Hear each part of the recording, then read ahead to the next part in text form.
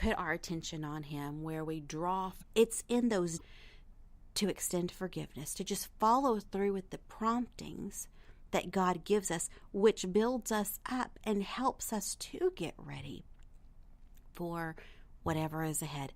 That is not to say that if you know you're called to write books that you shouldn't brush up on your grammar or start putting a manuscript together or those sort of things. It's not about laziness. It's about getting things done. And there are certain things that you know you can absolutely begin to prepare and do. And yet sometimes you don't. And when you don't, the answer is intimacy with God is the answer.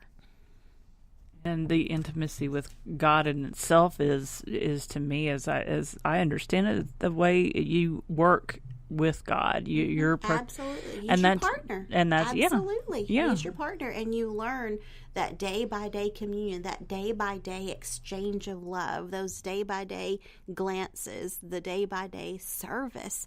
He serves us lovingly. He does. We don't always see it, but when peace fills our heart, when doors of opportunity, I can think of so many different things I want to say here, when so many different blessings come our way throughout the day, he is gifting us with things and loving us. And as a faithful spouse to him, regardless of whether we're married in the natural here on earth or not, he is our bridegroom, and choosing to minister love to him. That's where it's at. There's the key. There's the secret. It's choosing to minister love to him and allowing him through that to bring the deeper healing, to bring the revelation, to give the next step, so to speak, in whatever it is that he's called us to.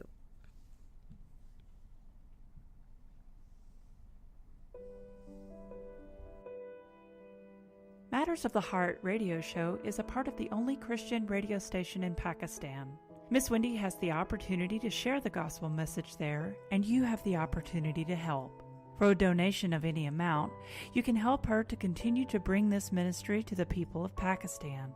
For a donation of only $6, they will receive a Bible in their own native language of Urdu. Simply go to mattersoftheheartradio.org and click on the donate button today. That's mattersoftheheartradio.org.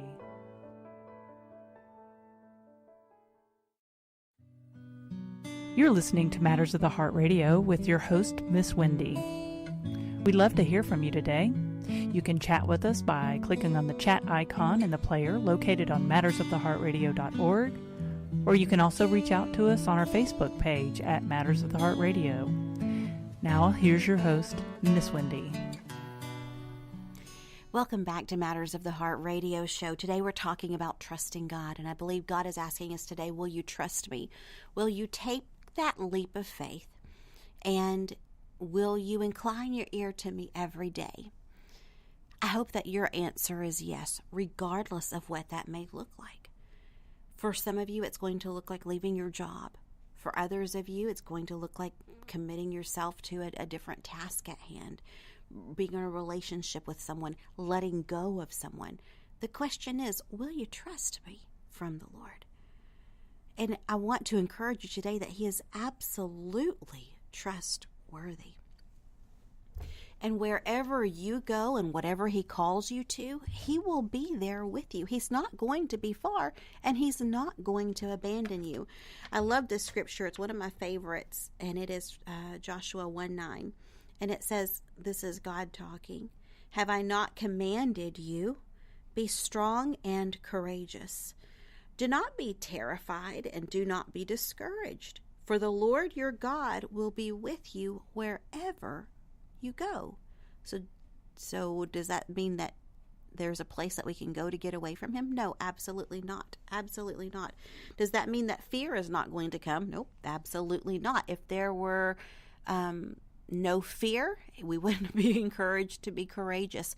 Courage is what it takes to look fear in the face and to overcome. And then he talks about being discouraged. And I think that that's something that we were talking about earlier, is the discouragement. How do we handle the discouragement when we feel like things are not happening the way that we thought that they would? Normally, we don't know the end of the story yet. And the truth is probably nothing has failed at all. Everything has a purpose. And all things, not some, but all things work together for our good.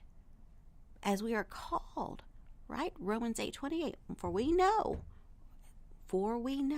that all things work together for the good of those who love him and are called according to his purpose. And as you are walking out that call on your life, nothing is wasted. There's not one offering, one gift, too great or too small.